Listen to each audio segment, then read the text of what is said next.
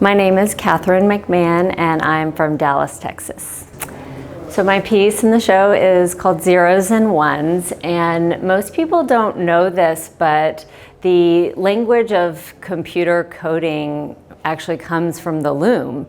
If you think of warp threads, you have a warp thread up or warp thread down, you have up, down, on, off, zeros, ones. And the Jacquard loom was actually essentially one of the first programmable machines. So computer coding in a lot of ways takes its influence from weaving. This piece makes that inheritance in physical form.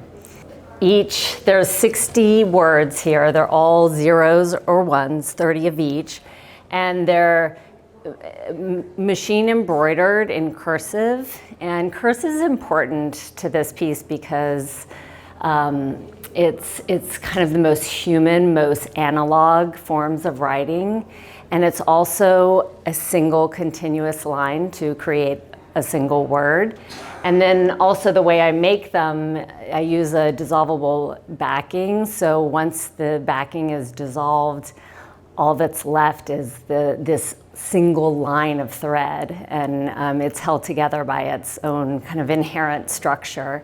And yet here it is, that inherited binary code in thread. In a lot of my work, I'm interested in that threshold between technology and what is handmade, and seeing those as simultaneities, as things that are both and if you think of the word digital at its root, it means of the fingers, counting, made by hand.